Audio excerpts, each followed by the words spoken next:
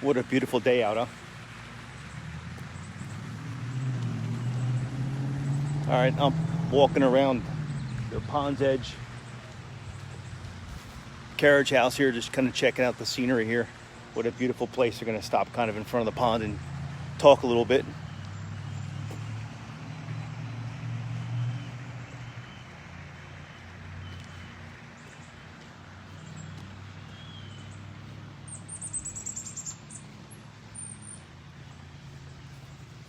And then once we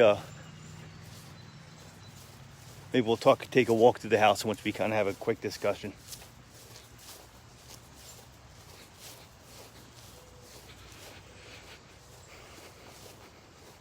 All right, I'm sitting in Hershey's Mill. Great little neighborhood, right? I don't know, there's probably over 1,800 houses in here. Hey, Tim. Just checking out here laying out here in the sunshine here. This unit here, they gutted last week. We were here for it. I'm gonna drop the video, the finished edited video, probably early this week. Getting all the paperwork squared away so we have it as a coming soon in trend. In bright, which we need to do before we really start pimping this thing out. So anyway, so talking about how real estate investment works and how flipping works. Most of the time, at least for our business model, when we find you a unit, as far as an investor goes, we expect to sell on the backside. Now, not every unit obviously is a fix and flip. There's tons of buy and holds or the burrs. That's a good way to go. And obviously, we don't expect you to, give us a listing if you're not going to sell it. But we do expect, though, to pick up the listing on these flips. And how we generally do it is we normally send out the paperwork the following week after settling, just so we're prepared. We need to do some stuff for Bright for our MLS to make sure that we are taking care of and being compliant. So we're in the process of doing that. Then once we get that stuff taken care of, we will then actually get it into Trend or Bright and get some access to it. I mean, you won't be allowed to walk through it, but we may throw up a few pictures. We may add some pictures as the construction goes, just for some fun, right? I mean, part of what goes on in real estate and in these flips and stuff, it's all about marketing, right? It's part of the reason why I'm on here in this video today. We want to market what we have going on. We want to talk about what's happening. We want to explain how we do our side and what separates us from the rest, why we're better at this than most realtors out there. Start off with, remember, I was in the construction business for 30 years. I ran my own company for 25. There's not much I don't know about the inside of or outside of a house. I've touched every part of a house through my career in construction, and trust me, I'm far from expert in anything in it, but there isn't anything I didn't do. So I understand houses very well. So that's a great piece to have on your side as an ally when you're walking houses, when you're tearing house apart, when we're talking about flipping houses. Big thing is, I can tell you with almost certainty anytime I walk into a house, which ones are the bearing walls, which ones are the non-load bearing walls.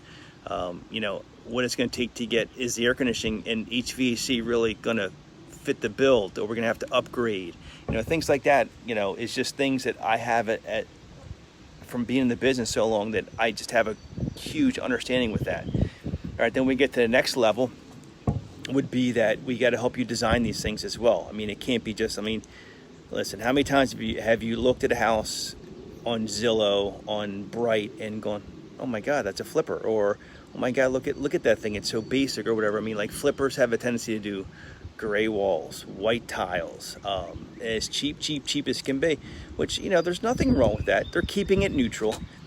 But sometimes when you look at that, you got to wonder, did they have any idea what they were doing behind the walls? And that's the concern that people have with investors and flippers and contractors is, sure, it's really easy to cover up the sins in the wall, but, it takes a quality investor or contractor to do the things right behind the walls, or hire the right subs to make sure that it's done up to code correctly. The big one for sure is electric. There's a lot of people who say they can do electric, and they're really just mess everything up. Electric, the codes have gotten really tight or really strong in electric. and it's a safety issue. I mean, I think insurance companies drive a lot of the codes, which is okay, because again, it's all about safety. You know, same thing, this unit we're working on here. I'm not sure that the heat pump that really just ran air was original, but I'd be willing to bet it was installed within, say, 5 years of when it was built. This unit was built, I think it was 72. So odds are the unit they put in here was probably from 75. It could have been original. I mean, it's definitely dates back that far. I don't think the HVAC company ran the serial number to find out how old it was. It doesn't really matter. It's really old. But in saying that, so right now they're struggling to run new line sets from the exterior unit to the interior unit. And I shouldn't say struggling. I mean, they're cutting some ceilings out. They're fishing wires through. I mean, it's definitely an adventure. And you know, some less reputable companies might have left the old line set in there. I'm not sure if it was possible because it's so old. And is my thing overheating here? Because it was so old, but it is what it is. I'm gonna pop back in the shade. It looks like my phone's not liking this heat. Can't hang like the big boys. So anyway, so today they got some tile going on. I don't want to interrupt them. My old friend Luigi's in there doing the work, and you know, he likes his space, so we'll keep it that way. Let's pop over here. All right, remember, this is the pond here. This is what we're calling a pond's edge, right? Nice little carriage house. I'm gonna pop by the unit itself. Hey, Brad. Thanks for popping on here. All right, so out here we got the pond's view. It's a great backdrop. Heck of a place to be able to enjoy your cocktails. So I'm gonna walk to the pond's edge here, then we'll turn around and show you the unit. All right, so we got this really cool pond. It's a little brown today because all the water, all the rain. And up there where that air conditioning unit is sitting is where the unit is. All right, so, you know, we back right up to the pond. Check it out, flying colors too. Is it on here? I'm having problems seeing my screen here, so yeah, there's colors are on there. Yep, you can see the red, white, and blue. God bless America. I don't know why my screen's gotten so dull here. All right, so this unit will be listed in bright this week. Let me know if you have any questions. You have a client that it might fit this, because, you know, we'd love to be able to get your clients here and maybe pick some paint colors. We're pretty far along in selections. I mean, I think the kitchen is actually in the garage here. Tiles being installed as we speak. They've gotten one bathroom halfway done. They may have them both done by the end of the week. It wasn't, the schedule was not to do them this week, but a job they were on was not ready for the tile guys, so they just pulled the tile guys off that job and dropped them here, right? That's what's great with working with someone who's not just an investor, who's actually in the construction business.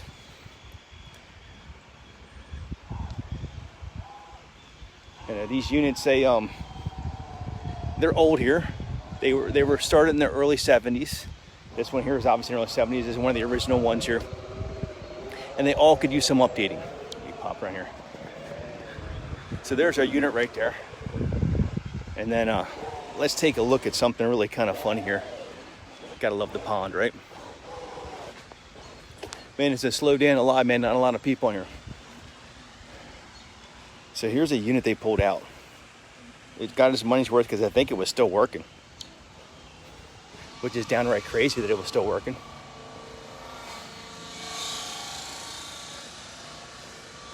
And you know, so it was time to rip it out, trying to replace it all. This one, so it did actually have hot water baseboard through the house. I'm sorry, hot water baseboard. It actually had electric heat for all the baseboard heating, and that's pretty much how the house was heated. And we're ripping all that out. Sorry for the delay there. I have cars that were in my way here. I got to make sure that we're good. So they're ripping all that out, and they're going to switch this to an HVAC unit. It's going to be a heat pump. Heat pumps have gotten very efficient in this day. Hey, Alejandro. Heat pumps have gotten very efficient through the years, and it's a great product to put in there. So they're going to do one with a high SEER rating, which basically just talks about how economically efficient it's going to be. And it'll be great. So this way the unit will be upstairs in the attic and outside. It will be climate control from a thermostat instead of using all the thermostat, because it had, I think, 12 thermostats in there for almost every room. in there had an electric baseboard with heat, so just kind of funky. This should lower the electric bill in half, maybe, by being how efficient it is, and on top of that we're taking the baseboard heat out. Another nice part about that is it took a bunch of the electric load out of it, and now we're able to add some stuff into it, because I mean, obviously, you know, going from a house that was maybe had some work done to it in the 80s, you know, it didn't have a lot of upgrades to it. You know, we can put more modern appliances in because we'll have a ton more electric left back in the box compared to, I mean, I'm going to guess there were probably 20 amp circuits, and there was probably 10 of them in there for the heat. So that's a lot of amperage that was being pulled if all those heat units were on. You know, you may not turn them all on at once, but you know, obviously they were probably running at some type of temperature.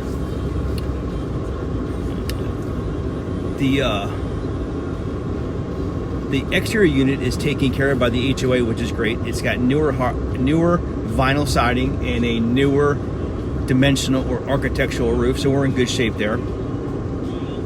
Hey, like, once this place is back on the market, or right before it's going to be back on the market, we're going to drop a video showing the exterior. We're going to show the proximity to the golf club, to the clubhouse, to tennis courts, because I mean, this is a full amenities neighborhood. It's one of the first ones around here. It's also one of the early ones. But we have tennis courts here, we have pool here, we have a couple different clubhouses. We have the golf clubhouse, 18-hole golf course, which is a phenomenal course, and they keep it in really great shape here. There is 3 ponds on the property, and it's all done within a gated community, which is great. I mean, you just don't see many of those around here, and this is one of the original ones. It's a nice OG here.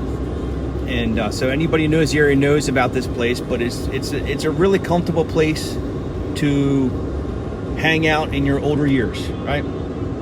It's funny, my wife and I look to move in here. We're not quite old enough yet, and you know, you're not allowed to unless you're over 55 in general.